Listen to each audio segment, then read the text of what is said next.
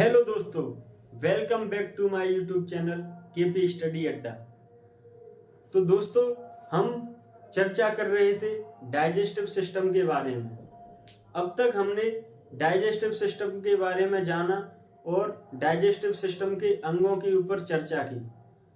तो सबसे पहले हमने डाइजेस्टिव सिस्टम का सबसे पहला जो अंग आता है माउथ, जिसे हम बकल कैविटी या मुख गुहा कहते हैं, उसके बारे में आज हम अध्ययन कर रहे हैं। और मैंने बताया कि बकल कैविटी यानी अपने मुंह में हम 3 अंगों के बारे में पढ़ेंगे। कौन कौन से? सबसे पहले दांत, फिर जीभ और उसके बाद लार ग्रंथि। तो हम कल के लेक्चर में दांत के बारे में चर्चा कर चुके हैं। कल का लेक्चर देखें, फिर उसके बाद हम आज का लेक्चर समझ पाएंगे। तो आज हम चर्चा करेंगे जीभ के बारे में। तो क्या होती है जीभ, का कार्य क्या रहता है, उसके बारे में हम चर्चा करेंगे। तो जीभ क्या है? जो ह्यूमन टंग है वो एक मस्कुलर ऑर्गन है, यानी मांसपेशियों वाला अंग है। इसमें किसी प्रकार की कोई भी हड्डी नहीं पाई जाती है, लेकिन ये एक हड्डी से जुड़ी जरूर रहती है। उसके बारे में भी अभी हम चर्चा करेंगे। तो सबसे पहले जानते हैं कि जीभ का कार्य क्या है। तो जीभ का कार्य है भोजन में लार को मिलाना। जैसे सबसे पहले भोजन कहाँ गया? अपने मुंह के अंदर। तो सबसे पहले भोजन मुंह के अंदर गया तो मुंह में से ही हमारे भोजन का पाचन प्रारंभ हो गया। उसके बारे में भी अभी हम चर्चा करेंगे। तो जैसे ही भोजन मुंह में गया, सबसे पहला कार्य किसने किया? दांतों ने। दांतों ने क्या किया? भोजन को चबाना यानी पीसना प्रारंभ किया। तो जैसे ही दांतों ने भोजन को पीस दिया, उसके बाद जीभ ने क्या कार्य किया? तो भोजन में लार को मिलाया। लार को मिलाने से क्या हुआ? भोजन चिपचिपा हो गया, जिससे कि हम भोजन को अंदर निगल पाए। तो जीभ का कार्य क्या हो गया? भोजन में लार मिलाना। तो जब दांतों द्वारा पिसे हुए भोजन में लार मिल जाती है तो उसे हम बोलते हैं बोलस, यानी पिसा हुआ भोजन प्लस लार इक्वल टू क्या बन जाता है? उसी को हम बोलते हैं बोलस। तो जीभ का पहला कार्य क्या हो गया? भोजन में लार मिलाना। दूसरा कार्य क्या हो गया? स्वाद का अनुभव कराना। स्वाद का अनुभव, एक शब्द आया अनुभव, यानी जीभ क्या करा रही है? अनुभव। इसलिए ये क्या हुई? सेंसरी ऑर्गन हुआ। सेंसरी ऑर्गन क्या होते हैं? जो हमें चीजों का अनुभव कराते हैं। जैसे कि कुछ सेंसरी ऑर्गन की बात करूं तो आंख, नाक, कान, स्किन, ये जो सेंसरी ऑर्गन होते हैं, इनका मतलब होता है चीजों का अनुभव कराना। तो जीभ क्या कार्य करती है? स्वाद का अनुभव कराती है। जीभ की लंबाई कितनी होती है? 10 सेंटीमीटर। तो हम सबसे पहले जानेंगे कि स्वाद कितने प्रकार के होते हैं हमारी जीभ में। तो हमारी जीभ में 4 प्रकार के स्वाद होते हैं। 4 प्रकार के कौन कौन से स्वाद होते हैं? तो कड़वा स्वाद होता है यानी बिटर, सोर यानी खट्टा, और नमकीन और मीठा। ये 4 प्रकार के स्वाद होते हैं। तो जीभ की संरचना में हम जानेंगे कि किस किस जगह पर कौन कौन सा स्वाद आता है।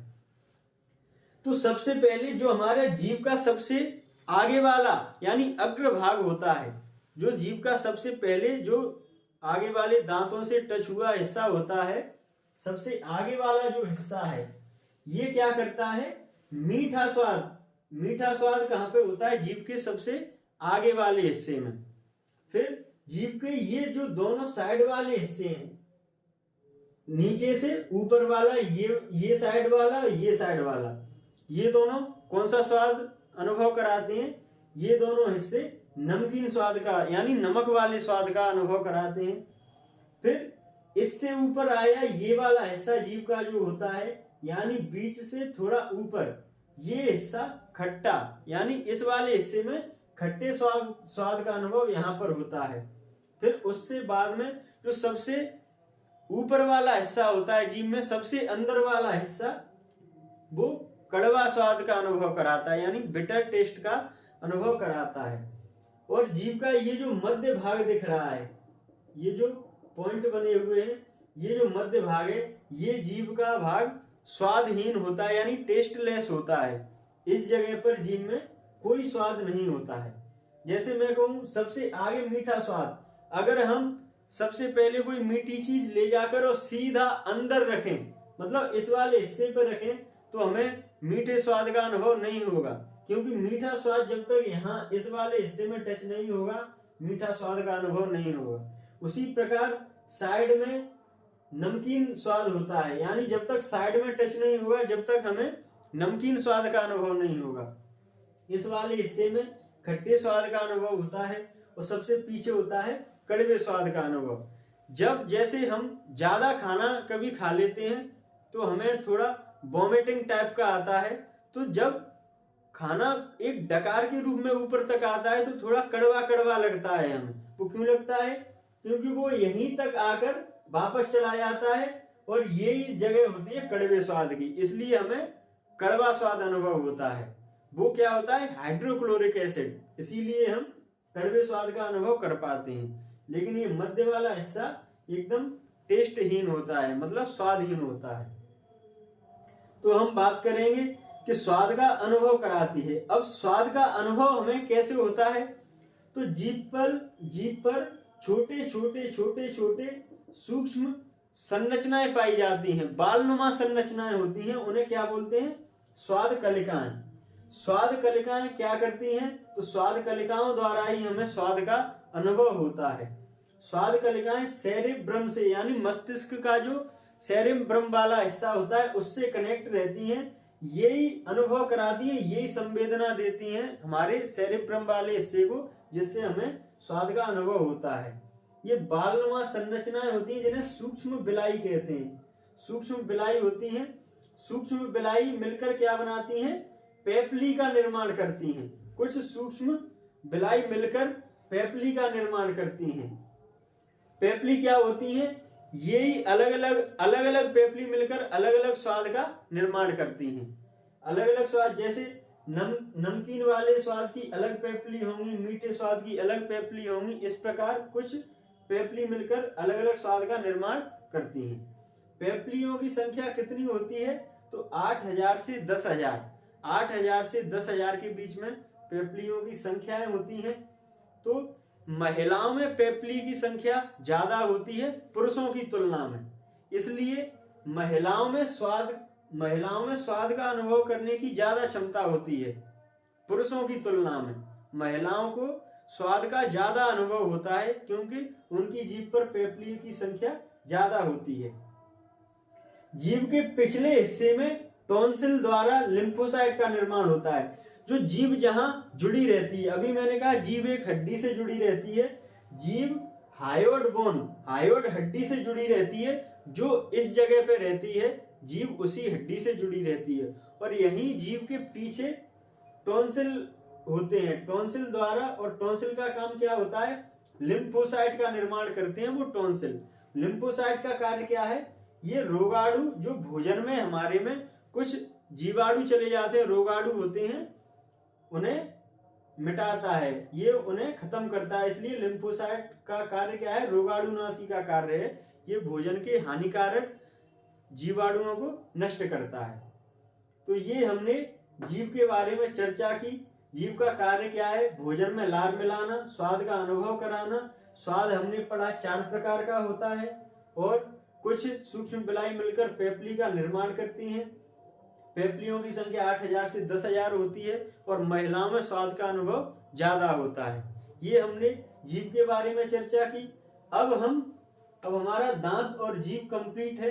अब हम बात करेंगे लार ग्रंथि के बारे में और इसके साथ हमारा पाचन तंत्र का सबसे पहला भाग खत्म होगा। कल हम अन्य के बारे में चर्चा करेंगे। तो अब हम बात करते हैं लार ग्रंथि। तो लार ग्रंथि क्या है? लार ग्रंथि 3 प्रकार की होती है। हमारे मुंह के अंदर जो लार का श्रावण करती हैं वो कितने प्रकार की होती है? 3 प्रकार की। पैराटिड ग्रंथि, सब मैक्सिला ग्रंथि और सब लिंगुअल ग्रंथि। सबसे बड़ी कौन सी लार ग्रंथि होती है, ये प्रश्न आता है। तो सबसे बड़ी लार ग्रंथि होती है पैराटिड ग्रंथि। लार ग्रंथियों का कार्य क्या है? लार का श्रावण करना। ये लार यानी सलाइवा को सेक्रेट करते हैं। सलाइवा सेक्रेट होगा, उसी से हमारे भोजन का पाचन अब मुंह में प्रारंभ होगा। वो किस प्रकार से? देखते हैं। तो लार का श्रावण यानी सेक्रेशन करती है लार ग्रंथि। प्रतिदिन हमारे मुंह में कितनी लार का सेक्रेशन हो जाता है? तो कम से कम 1.5 लीटर लार प्रतिदिन हमारे मुंह में बनती है। लार का पीएच मान कितना होता है? पीएच वैल्यू कितनी होती है? 6.8।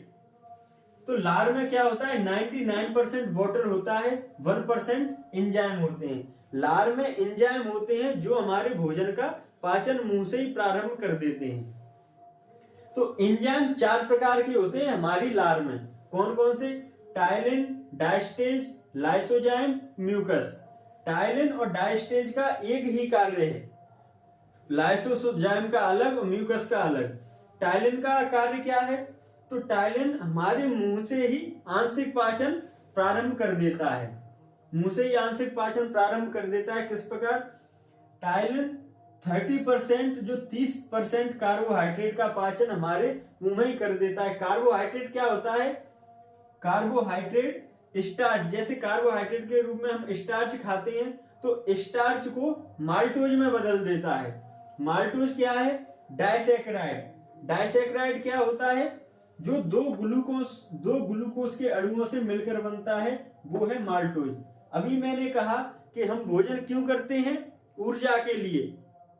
तो हमारी कोशिकाओं को ऊर्जा की जरूरत होती है। तो ये वही ग्लूकोज है जो हमारी शरीर में ऊर्जा का कार्य करता है। यानी फाइनली हमें ऊर्जा कैसे प्राप्त हुई? ग्लूकोज द्वारा। तो हमने कार्बोहाइड्रेट खाया और ग्लूकोज हमें प्राप्त हुआ। ये ग्लूकोज ही है जो हमें ऊर्जा प्राप्त कराता है। 30% कार्बोहाइड्रेट का पाचन हमारे मुंह में ही हो जाता है। किसके द्वारा? टायलिन और डायस्टेज एंजाइम द्वारा। ये क्या करते हैं? स्टार्च को माल्टोज में बदलते हैं, केवल ग्लूकोज में नहीं। ग्लूकोज अभी अंदर जाके बनेगा, माल्टोज भी ग्लूकोज में बदलेगा अंदर जाकर। अभी मुंह में केवल जो कार्बोहाइड्रेट है वो माल्टोज में बदल जाता है। अब यही माल्टोज ग्लूकोज में जाकर टूटेगा और हमें ऊर्जा की प्राप्ति होगी। दूसरा एंजाइम है लाइसोजाइम। लाइसोजाइम क्या करता है? जीवाणुओं को नष्ट करता है। वही लिम्फोसाइट की तरह ये भी कार्य करता है।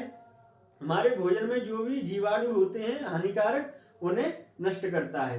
म्यूकस का कार्य क्या है? होता है जो हमारी लार चिपचिपी होती है ना, वो म्यूकस के कारण ही होती है। यानी भोजन को चिपचिपा कौन बनाता है? जो लार में म्यूकस नामक एंजाइम होता है वो भोजन को चिपचिपा बनाता है।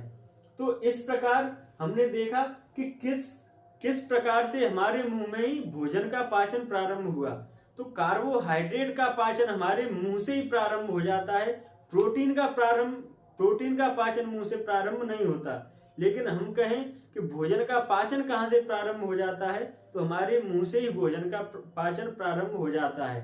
और अंदर जाकर प्रोटीन का और फैट का, ये सभी कुछ आमाशय में पाचन होता है, कुछ छोटी आंत और बड़ी आंत में पाचन होता है। ये हम पढ़ेंगे कल की क्लास में।